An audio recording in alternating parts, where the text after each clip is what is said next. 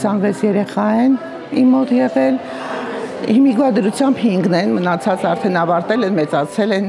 ամուսնացել են, երեխաներ ունեն։ 26 տարում 26 երեխաներ մեծացրած Իրինա Մուրադխանյանը SOS մանկական գյուղեր հիմնադրամի այն խորհրդանիշերից է, որոնք տասնյակ տարիներ Հայաստանում իրականացնում են մի առաքելություն՝ ընտանիք պարգևել այն երեխաներին, որոնք զրկվել են դրանից։ Իրինան հիշում է հիմնադրամին միացել է, երբ դեռ շինարարություններ ընթանում։ Աշխատել եմ 3.5 տարի որպես SOS մորաքույր, իսկ հետո արդեն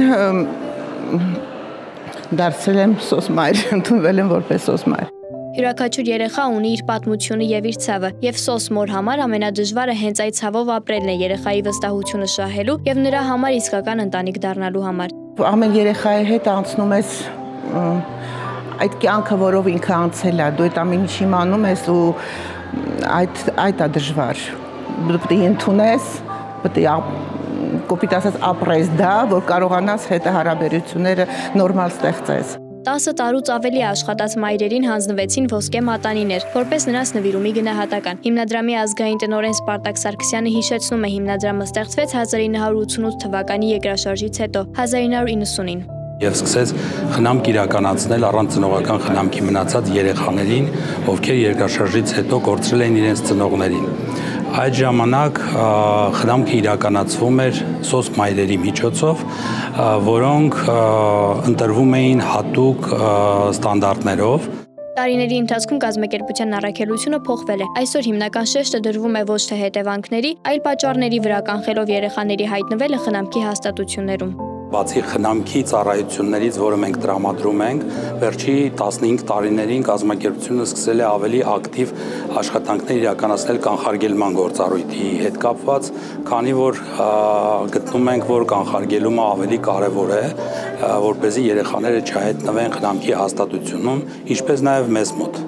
Հենց այս գործով է ներգրաված Արմենուհի Ալաղյանը, որն ինքը մեծացել է SOS մանկական գյուղում, իսկ այժմ որպես սոցիալական աշխատող օգնում է կյանքի դժվարին իրավիճակում հայտնված ընտանիքներին։ Ես ինքս մեծացել եմ SOS մանկական գյուղերում եւ գնահատելով ընտանիքի արժեքը եւ հասկանալով, որ յուրաքանչյուր երեխայի համար առաջին հերթին կարեւոր է մեծանալ կենսաբանական ընտանիքում եւ ուսումնասիրելով տվյալ մասնագիտությունը, որ գերազանց ավարտել եմ, որոշեցի աշխատեմ եւ հանկարծակի ոնց որ հայտարարությունը տեսնելով դիմեցի կազմակերպություն, հաստատություններն անցելուց հետո ընդունվեցի։ Այս բարդ աշխատանքում Հայաստանի գրասենյակը մենակ չէ։ Կազմակերպությունը, որը գործում է 137 երկրում, ունի միջազգային գործընկերներ, որոնցից է SOS մանկական գյուղեր Ֆրանսիա հիմնադրամը։ Արդեն մի քանի տարի է, ինչ մենք հանդիսանում ենք SOS Հայաստանի գործընկերը։ Այժմ 3 տարվա համար նախատեսված 2 աջակցություն ունենք Կոտայքում եւ Իջևանում։ Գիտեք, մեր առանձնահատկությունն այն է, որ օգնում ենք այլընտրանքային խնամքի ծրագրերին։ Յուրաքանչյուր երեխա մի դեպք է եւ մենք պետք է գտնենք լավագույն լուծումը եւ նաեւ համապարփակ մոտեցմամբ առողջապահության, սննդի, կրթության եւ այլնի վերաբերյալ, ինչպես նաեւ երեխաների որոշակի անվտանգության ապահովման։ Ընտանիք կառուցելու գործընթացը սկսվում է ոչ թե կանոններից, այլ անհատական մոտեցումից, վստահության ձեռքբերումից եւ յուրաքանչյուր երեխայի պատմությունը հասկանալուց։ Մենք իմանում ենք իրանք